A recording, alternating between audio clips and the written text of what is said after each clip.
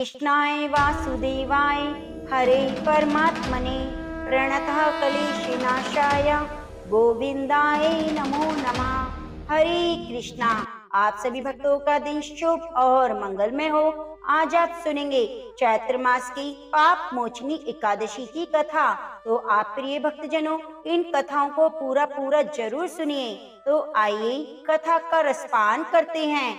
धर्मराज युधिष्ठिर बोले, हे जनार्दन, चैत्र मास के कृष्ण पक्ष की एकादशी का क्या नाम है, उसकी विधि क्या है, कृपया करके आप मुझे बताइए। श्री भगवान बोले, हे राजन, चैत्र मास के कृष्ण पक्ष की एकादशी का नाम पाप मोचनी एकादशी है। इस व्रत के प्रभाव से मनुष्य के सभी पापों का नाश हो जाता है। यह सब व्रतों में उत्तम व्रत है। इस पाप मोचनी एकादशी की महात्म के श्रवण और पठन से सभी पाप नाश को प्राप्त हो जाते हैं। एक समय देवर्षि नारद जी ने जगत पिता ब्रह्मा जी से कहा, महाराज, आप मुझसे चैत्र मास के कृष्ण पक्ष की एकादशी का विधान कहिए। ब्रह्मा जी कहने लगे, हे नारद, चैत्र मास के कृष्ण पक्ष की एकादशी पाप मोचनी एकादशी के रूप में मनाई जाती है।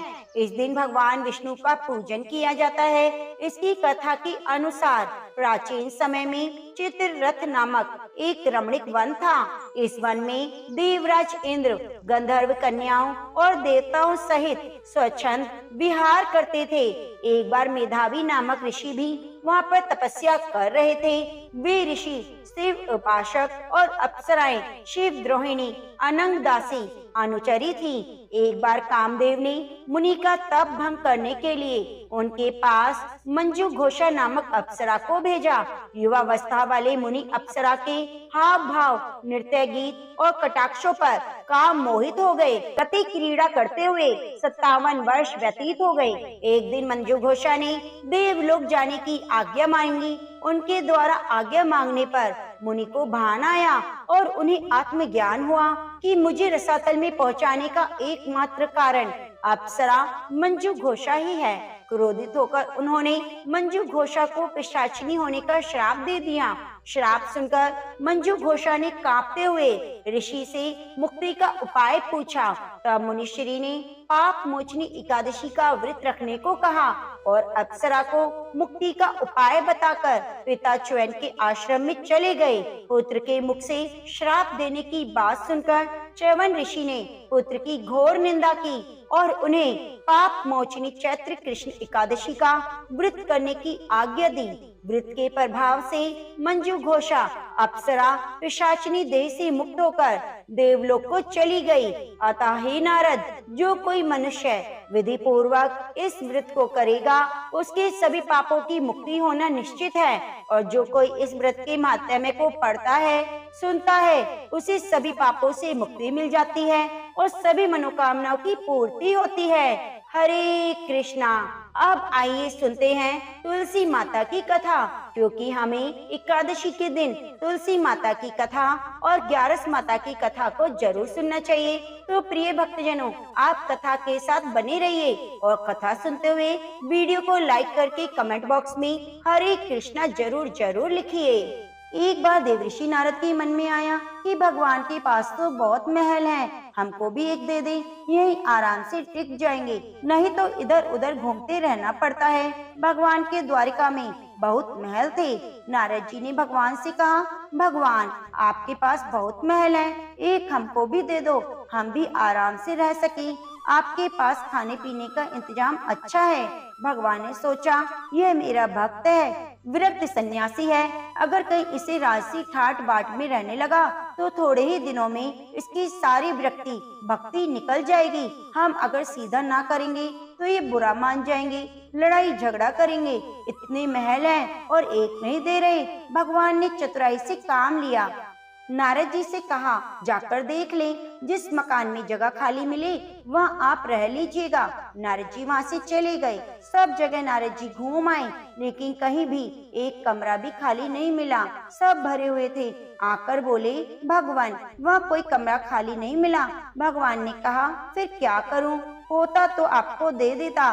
नारद जी के मन में आया, यह तो भगवान ने मेरे साथ धोखाधड़ी की है, नहीं तो कुछ ना कुछ करके किसी को इधर उधर दूसरे कमरे में भेजकर एक कमरा तो दे सकते थे। इन्होंने मेरे साथ धोखा किया है तो मैं भी इन्हें मजा चखाकर छोड़ूंगा। प्रिय भक्तजनों, यह तो भगवान की लीला थी। नारद जी रुक्मणी जी के पास पहुँचे। रुक्मणी जी ने नारद जी की आवा भगत बड़े प्रेम के साथ की। उन दिनों भगवान सत्यभामा जी के यहाँ रहते थे। एक आधा दिन बीता तो नारद जी ने उनको दान की कथा सुनाई। सुनाने वाले स्वयं नारद जी का दान का महत्व सुनाने लगे कि जिस चीज का दान करोगे वही चीज आगे आपको मिलेगी। जब नारद जी ने देखा यह बात रुक्मणी जी को जम गई है तो उन्होंने पूछा, आपको सबसे ज्यादा प्रेम किससे है? रुक्मणी जी ने कहा, यह भी कोई पूछने वाली बात है, मुझे भगवान श्री हरि से अत्यंत प्रेम है। कहने लगे, फिर आपकी इच्छा होगी कि अगले जन्म में वे आपको ही मिले। रुक्मणी जी बोली, इच्छा तो यही है नारद जी। नारद जी ने कहा, इच्छा है तो फिर दान कर दो, नहीं तो नहीं मिलेंगे। आपकी सौत भी हैं और उनमें से किसी ने पहले दान कर दिया तो उन्हें मिल जाएंगे, इसलिए दूसरे के करने से पहले आप भगवान को हमें दान कर दें। रुक्मणी जी को बात जच गई। उन्होंने सोचा, जब जन्म जन्म में भगवान मिलेंगे तो दान तो देना होगा। रुक्मणी से नारद जी ने संकल्प करा लिया। अब क्या था, नारद जी का काम बन गया। वे सीधे सत्यभामा के महल पहुंच गए। भगवान से कहा, भगवान उठिए और चलिए मेरे साथ। भगवान ने कहा, कहाँ चलना है, क्या बात हुई? नारद जी ने कहा, बात कुछ नहीं, मैंने आपको दान में लिया है, आपने एक कोठरी भी मुझे नहीं दी तो मैं आपको ही सन्यासी बनाकर पेड़ के नीचे सुला दूंगा। भगवान ने कहा, रुक्मणी ने दान दिया है तो ठीक है, वे पटरानी है, उससे मिल तो आए। भगवान ने अपने सारे गहने रेशम के कपड़े खोलकर सत्यभामा को दे दिए और बलक वस्त्र पहनकर भस्म लगाकर कमंडल लेकर वहाँ से चल दिए। उन्हें देखते ही रुक्मणी के तो होश उड़ गए। पूछा, क्या हुआ भगवान? भगवान ने कहा, पता नहीं, नारद जी कहते हैं कि आपने मुझे दान दे दिया है। रुक्मणी ने कहा, लेकिन वे कपड़े गहने कहाँ गए? उत्तम केशर को छोड़कर ये भस्मी क्यों लगाई है?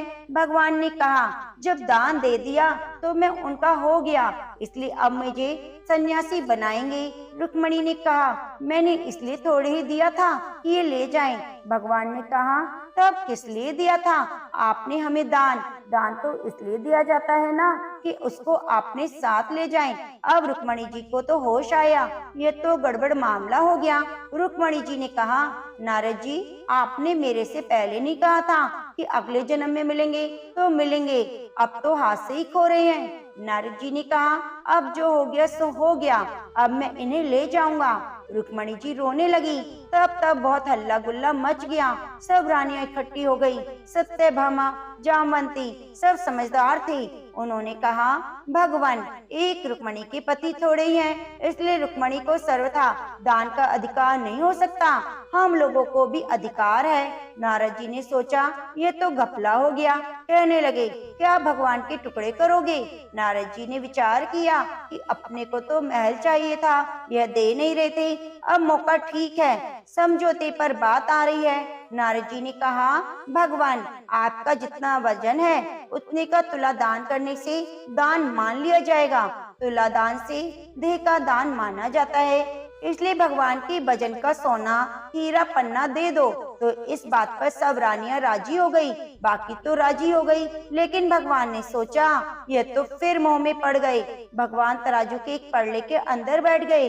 दूसरे पड़ले पर सारे गहने हीरे पन्ने रखे जाने लगे, लेकिन जो अपने मुख में पूरे ब्रह्मांड को लेकर बैठे हैं, क्या द्वारिका के पूरे धन से उनकी बराबरी की जा सकती है? सारा का सारा धन दूसरे पड़ले में रख दिया, लेकिन जिस पड़ले पर भगवान बैठे थे वह वैसे का वैसा नीचा रहा, ऊपर नहीं हुआ।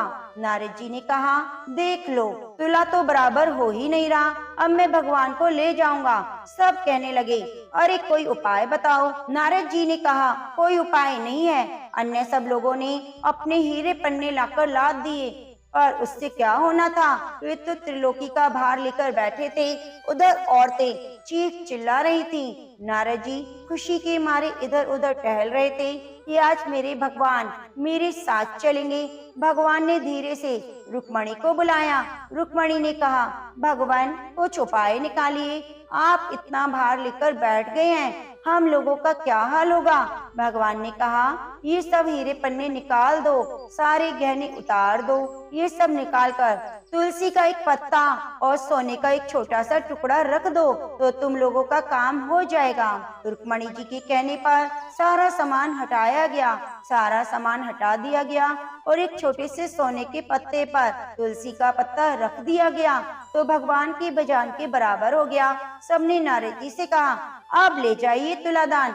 नारद जी ने खूब हिला डुला कर देखा, कहीं कोई डांडी तो नहीं मार रहा। नारद जी ने कहा, भगवान ने मेरे साथ फिर धोखा किया, ये पत्ता लेकर मैं क्या करूँगा, ये अच्छा नहीं कर रहे, केवल घर वालियों की बात सुनते हैं, मेरी तरफ तो देखो भगवान। भगवान ने कहा, आपकी तरफ क्या देखूं नारद जी, आप तो सारे संसार के रूप को समझकर फिर मोह के रास्ते पर जाना चाह रहे हो, तो क्या आपकी सुनो।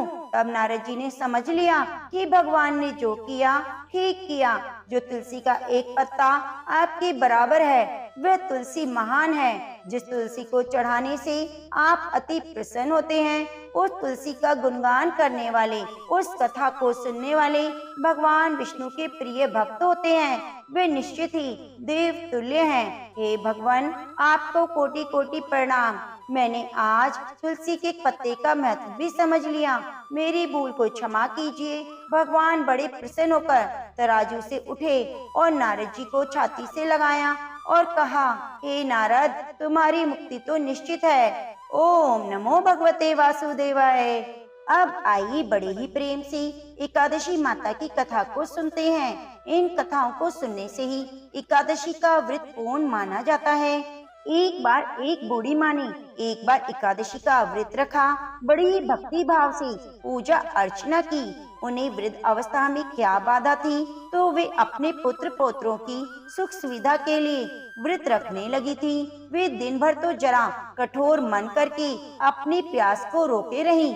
दिन में पूजा पाठ किया, कथा सुनी और पंडित जी को मिट्टी के पात्र में भरकर पानी और ऋतुफल दान दिए। दोना भर भर कर बूरा शक्कर का वितरण किया। उन्हें गर्मी के कारण बहुत बेचैनी हो रही थी, इस कारण से बड़ी देर तक पानी में पड़ी रहीं और पानी की कुल्ला करती रहीं, अपना मुंह धोती रहीं। तब कहीं थोड़ा बहुत धैर्य बंद पाया। धूप तो बहुत तेज थी, इस कारण उनका मुंह भी बार बार सूख रहा था। बूढ़ी माँ बहुत बेचैन हो रही थी। एक तरफ बुढ़ापा और दूसरी तरफ यह भयंकर गर्मी। वृद्ध अवस्था की स्थिति तो कुछ दूसरी ही होती है। जैसे तैसे दिन तो कट गया। अब पहाड़ सी रात सामने थी, उसका कटना बड़ा ही कठिन दिखाई दे रहा था। खटिया पर पड़े शांति नहीं मिल रही थी। वे बार बार करवट बदल रही थी और अनेक बार बाहर जाती, भीतर आती। उन्हें घर के अंदर शांति नहीं थी। वे पड़ी पड़ी एकादशी माता का स्मरण करती रहती। हे माता, आप मेरी लाज रखिएगा, आप ही मुझे शक्ति दीजिएगा, जिससे मैं भली भांति आपका व्रत रख सकूं। ये पहाड़ सी रात शांति पूर्वक व्यतीत हो सके। प्यास के कारण बूढ़ी माँ की बेचैनी तो बढ़ रही थी। उन्होंने धैर्य रखने का बहुत प्रयास किया, किंतु सहनशीलता की सीमा टूट गई और वे घबराकर एकदम चिल्ला पड़ी। बोली, बचाओ बचाओ। अम्मा का चिल्लाना सुनकर परिवार भर के नर नारी, बच्चे, पड़ोसी एकत्रित होकर बूढ़ी अम्मा की खटिया के समीप पहुंच गए। सबने पूछा, अम्मा जी, आपको क्या हुआ? आप क्यों चिल्ला रही हैं? आप इस वृद्ध अवस्था में ये कठिन व्रत क्यों कर रही हैं? अम्मा जी, शक्ति से ही भक्ति है। थोड़ी देर में फिर से बोली, अरे हमारे तो प्राण निकले जा रहे हैं, मेरी छाती पर ठंडे पानी का घड़ा रख दीजिए। नातियों ने दादी की छाती पर ठंडे पानी का पात्र रख दिया। तब कहीं उन्हें थोड़ा आराम मिला और थोड़ी देर के लिए उन्होंने अपनी आंखें बंद कर ली। एकादशी माता ने सोचा, ये बूढ़ी अम्मा है तो बहुत कठोर, जरा जाकर उसकी परीक्षा लेनी चाहिए। वे आधी रात को मुर्गा बनकर टेर लगाने लगी। मुर्गा की आवाज सुनकर दादी जल्दी से उठी और बाहर जाकर आसमान की ओर देखा, किंतु आसमान में उन्हें कहीं भी प्रातःकालीन तारा दिखाई नहीं दिया। वे सोचने लगी, ये मुर्गा क्यों और कैसे बोल गया? उन्हें प्यास तो लग रही थी। थोड़ा ही उनका मन भी विचलित होने लगा, किंतु अंत में उन्होंने दृढ़ निश्चय किया कि मैं अब व्रत को पूर्ण करके ही छोड़ूंगी, चाहे भले मेरे प्राण निकल जाएं। यह सोचकर फिर वे खटिया पर स्थिर होकर लेट गईं। थोड़ी ही देर में एकादशी माता ने उनकी फिर से परीक्षा लेनी चाहिए। एक छोटी सी बालिका एक गिलास में शरबत लेकर उनके सिरहाने खड़ी हो गई और बोली, दादी जी सवेरा हो गया, आप हाथ मुंह धोकर शरबत पी लीजिए। तो शरबत का ग्लास देखकर उनका मन ललचा गया, किंतु अचानक व्रत का स्मरण हो आया और उन्होंने सोचा, मैं किसी भी प्रकार से अब शरबत नहीं पी सकती, और वे शांति पूर्वक खटिया पर लेटी रहीं। फिर थोड़ी ही देर में उन्हें ऐसा लगा कि किसी ने उन्हें पानी के कुएं में पटक दिया है। बड़ी देर तक उस कुएं में हाथ पांव चलाती रही, किंतु उन्होंने अपने मुंह में पानी की एक भी बूंद नहीं जाने दी और वे दृढ़ता पूर्वक अपना व्रत पालन करती रही। थोड़ी ही देर में न जाने कहां से सामने आग जलने लगी, जिससे भारी गर्मी बढ़ने लगी, प्राण निकलने लगे, किंतु बूढ़ी अम्मा का कुछ भी नहीं बिगाड़ पाया। वे जहाँ की तहाँ मुस्कुराती हुई बैठी रही। थोड़ी ही देर में बाहर प्रकाश दिखाई देने लगा, ऐसा लगा जैसे सवेरा हो गया हो। बूढ़ी अम्मा ने जब बाहर निकलकर देखा तो वे समझ गई, अभी सवेरा होने में 3-4 घंटे की देरी है। यह जानकर वे शांति पूर्वक इधर उधर घूमने फिरने लगी और एकादशी माता यह बात अच्छे से समझ गई कि ये बूढ़ी अम्मा किसी भी प्रकार से अपने व्रत से नहीं टल सकती। वे उनके सत्य व्रत को अच्छी तरह से समझ गई। सवेरा होते ही बूढ़ी माता ने स्नान किया, भगवान का पूजन पाठ किया, एकादशी माता की कथा सुनी, ब्राह्मणों को दक्षिणा देकर भोजन कराया, तब कहीं उन्होंने जल ग्रहण किया। कन्याओं को भोजन कराने के बाद अम्मा ने स्वयं भोजन किया।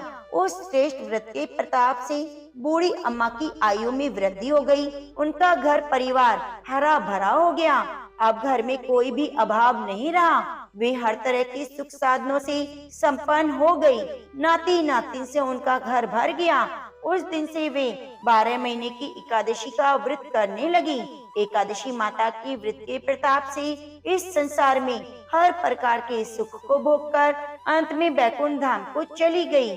जैसे एकादशी माता ने बूढ़ी माता और उनके परिवार को हरा भरा किया, ऐसे एकादशी माता हम सभी की मनोकामनाओं को पूरी करना।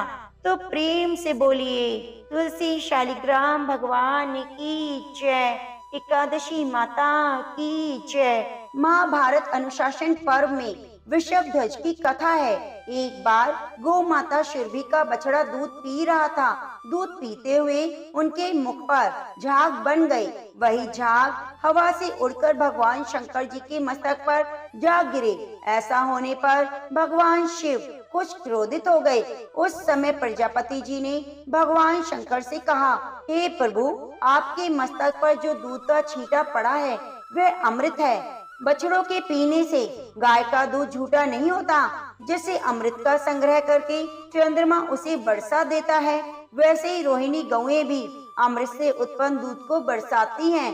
जैसे वायु, अग्नि, सुवर्ण, समुद्र और देवताओं का पिया हुआ अमृत कभी झूठा नहीं होता, वैसे ही बछड़ों को दूध पिलाती हुई गौ भी कभी दूषित नहीं होती।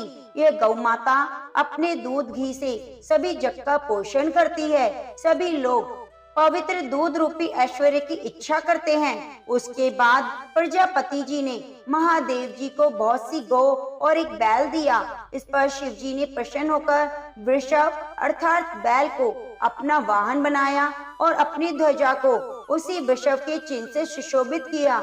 इसी से उनका नाम वृषभ ध्वज पड़ गया। फिर देवताओं ने महादेव जी को पशुओं का स्वामी बना दिया और गौओं के बीच में उनका नाम वृषभाणक रख दिया। गौएं संसार में सर्वश्रेष्ठ हैं। वे सारे जगत को जीवन दान देने वाली हैं। भगवान शंकर सदा उनके साथ रहते हैं।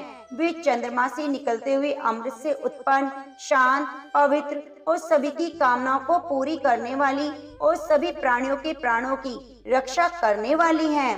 अब आइए सुनते हैं राजा च्यवन, राजा नहुष की और गौ माता की कथा। प्राचीन काल की बात है। च्यवन नामक एक महर्षि थे। वे बड़े तपस्वी थे। एक बार उन्होंने महान वृत्त का आश्रय लेकर जल के भीतर रहने का संकल्प किया।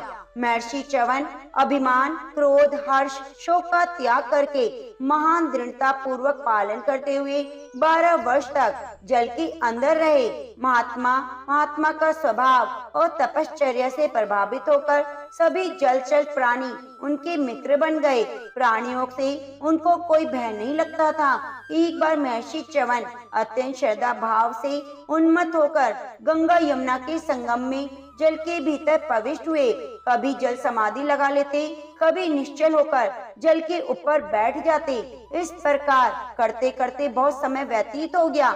एक दिन कुछ मल्लाह मछलियों को पकड़ने की इच्छा से हाथ में जाल लिए उस स्थान पर आए जहाँ महर्षि च्यवन जल समाधि लगाए हुए थे। मल्लाहों ने मछली पकड़ने के उद्देश्य से जाल को पानी में फैलाया। संयोग से जाल में मछलियों के साथ महर्षि च्यवन भी फंस गए। मल्लाह जाल खींचने लगे तो उन्हें अधिक बल लगाना पड़ा। इस पर मल्लाह समझे आज कोई बड़ी मछली जाल में फंस गई है। उन्होंने पूरे जोर से जाल को खींचा। तब उसमें जल जंतुओं से घिरे हुए महर्षि च्यवन भी खींच आए। जाल में महर्षि को देखकर मल्लाह डर गए। हाथ जोड़कर उनसे क्षमा मांगने लगे। उनके चरणों में सिर रखकर प्रणाम की। पानी से बाहर निकलकर बहुत से मत्स्य तड़पने और मरने लगे। इस प्रकार मत्स्यों का बुरा हाल देखकर महर्षि का हृदय द्रवित हो उठा। उन्होंने मल्लाह से कहा, देखो ये मत्स्य जीवित रहेंगे तो मैं भी रहूंगा, अन्यथा इनके साथ मर जाऊंगा। मैं इन्हें त्याग नहीं सकता। ये मेरे सहवासी रहे हैं। मैं बहुत दिनों तक इनके साथ रहा हूँ। मैं भी इनके साथ प्राणों का उत्सर्ग करूंगा। मुनि की बात सुनकर मल्लाह डर गए। उन्होंने कांपते हुए सारा समाचार राजा नहुष को सुनाया। मुनि की संकट में स्थिति जानकर राजा नहुष अपने मित्र और पुरोहित को साथ लेकर वहां पहुंचे। पवित्र भाव से हाथ जोड़कर उन्होंने मुनि को परिचय दिया और विधिवत पूजा करके कहा, हे गुरु आज्ञा कीजिए, मैं आपका कौन सा प्रिय कार्य करूं? महर्षि च्यवन ने कहा, राजन, इन मल्लाहों ने आज बड़ा भारी पराक्रम किया, अतः आप इनको मेरा और मछलियों का मूल्य चुका दीजिए। राजा नहुष ने सुनते ही मल्लाह को 1000 स्वर्ण मुद्रा देने के लिए पुरोहित से कहा। इस पर महर्षि च्यवन बोले, 1000 स्वर्ण मुद्रा मेरा उचित मूल्य नहीं, आप सोच कर दीजिए। इस पर राजा ने 1,00,000 स्वर्ण मुद्रा और आधा राज्य और अंत में समूचा राज्य देने की बात कही, परंतु फिर भी ऋषि राजी नहीं हुए। उन्होंने कहा, आपका आधा यह समुच्चय राज्य मेरा उचित मूल्य नहीं। आप ऋषियों के साथ विचार कीजिए और जो मेरे योग्य हो वही मूल्य दीजिए। यह सुनकर राजा नहुष अत्यंत दुखी हुए। उन्हें कुछ सूझ नहीं रहा था। वे अपने मंत्री और पुरोहित से सलाह करने लगे।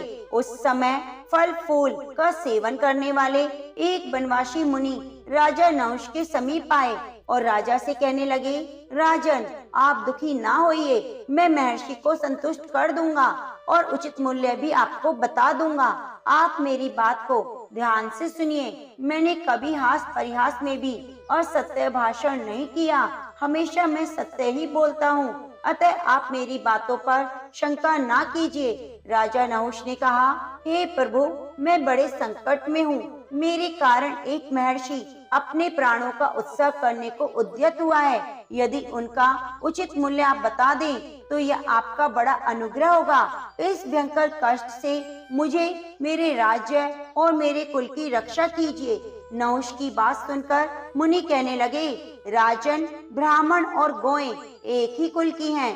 ब्राह्मण मंत्र रूप है, गौएं भविष्य रूप। ब्राह्मण और गायों का मूल्य नहीं लगाया जाता, अतः आप कीमत में एक गो प्रदान कीजिए। मुनि की बात सुनकर राजा को बड़ी प्रसन्नता हुई। उन्होंने उत्तम व्रत का पालन करके महर्षि च्यवन के पास जाकर कहा, महर्षि, मैं एक गो खरीदकर आपके लिए लाया हूँ। अब आप उठने की कृपा कीजिए। मैंने यही उचित मूल्य आपका समझा है। राजा की बात सुनकर महर्षि बोले, राजन, आपने उचित मूल्य देकर मुझे खरीदा है। निश्चय ही संसार में गाय के समान कोई दूसरा धन नहीं। गाय के नाम और गुणों का कीर्तन, कथा श्रवण करना, गाय का दान करना, दर्शन करना, इससे अधिक प्रसन्नता की बात नहीं। ये सब कार्य संपूर्ण कार्यों को दूर करके परम कल्याण की प्राप्ति कराने वाले हैं। गौएं लक्ष्मी प्रदान करती हैं, उनमें पाप का लेश मात्र नहीं। गौएं ही मनुष्य को सर्वदा अन्न और देवताओं को भविष्य प्रदान करने वाली हैं।